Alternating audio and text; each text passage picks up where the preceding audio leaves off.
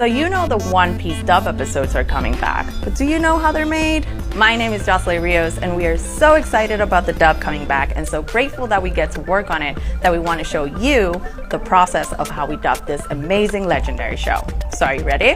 Let's go.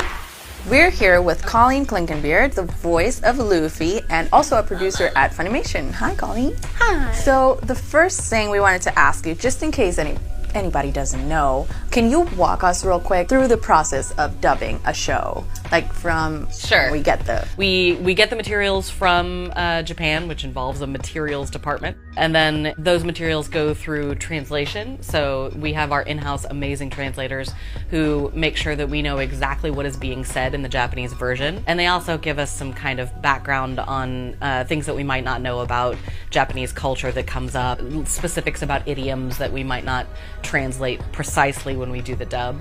And then from there, the translation goes to our ADR scriptwriters who fit it into the mouth movements of the characters and make sure that it sounds like people talking. And then it goes to a director, which in the case of One Piece, we have 3 directors working on it, who all have sections of the dub that they're working on at the same time. And they take that adapted script and they cast the characters. The actors come in and record with the director and an engineer. And once the episodes are done and have gone through a review process with Toei, we move on to mix, and then it gets headed out the door by a whole group of other people that I don't know as much about their process. We're here with Anthony Bowling. He's one of the directors for the new One Piece dub episodes. Hi, Anthony. How are you doing? Hello, I'm doing well. Thank you so much for coming and visiting. Awesome. So the One Piece dub is back. How do you feel about being a part of it? It's 600 and something episodes, so I initially was like, no, I don't know. But the more I thought about it, I was like, no, this has a legacy, a history, and they're asking me, and that's really cool because a lot of other directors have done it. So I thought, you know what, instead of being scared, let me hop right into this and attack it head on. So now that I've been doing that, I mean, it is still intimidating, but it is incredibly rewarding and so much fun. Oh, that never gets old.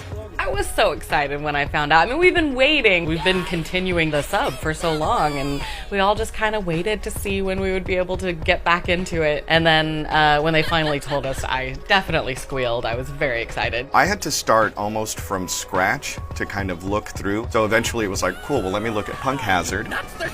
And then that's almost like the rabbit hole where it's like, okay, here's Punk Hazard, and then here's who's important in it, and then here's who it goes into a backstory of, and then here's new characters. And you just finished recording the Punk Hazard arc, right? So what was your favorite part? Let me get it. One more. My favorite part of the Punk Hazard arc? Probably Jerry Jewel. Jerry got to be as Jerry possibly can be. Well, what do you think? I like wearing a leash? Like someone's wrecking lapdog? I am the great mastermind, Caesar Cloud! So I really enjoy him. And it's always fun to see the new villains that come in. And some of them you get attached to, and some of them you're like, "Rrr." And him, I was a little attached to. Like, it was fun to have him around. And every time he was in the scene, it would be more interesting. So Punk Hazard is a big arc for Caesar Clown. How were you excited about hearing that you were coming back into the booth for it? Yeah, anytime I can get in the booth, and I love his character, so I was excited. We get to find out more about why Caesar Clown is doing what he's doing, I guess is a good way of saying it. And we get to find out a little more about his character, which is not exactly a respectable one. Coming back to the dub after so long, like you just finished this arc, what are the parts that stick out the most for you? I love it anytime that Chopper gets to Doctor. He really gets to play the hero in a lot of ways in this arc. It's really moving and it's just really fun. I'll do whatever it takes to get the job done. To get to see him come into his own and really show a lot of confidence, which is not something he shows very often. The show does such a good job of showing his progression and showing how much he grows, and like he really does gain more and more and more confidence with every arc, and I feel like this one is just more proof of that. I miss Luffy. Yeah. I just missed him. I talked about it all the time. Anytime I talk to people at conventions about One Piece, there was, during the gap, there was like that acknowledgement of your friend being gone. And your friend is Luffy, who is and awesome. My friend is Luffy, who is awesome. Yeah, you want to hang out with that guy. Yeah. Maybe, don't get too involved.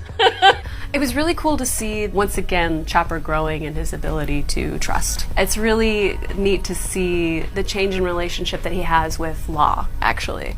I really like how that has developed. I don't want to say too much because I don't want to have any spoilers. Yeah. It's like coming home. Like, you get in the booth, and I've been with that character for so long. It really genuinely is like having a friend come see you after a long time away. Like, I love it when he does that. Oh, I missed that.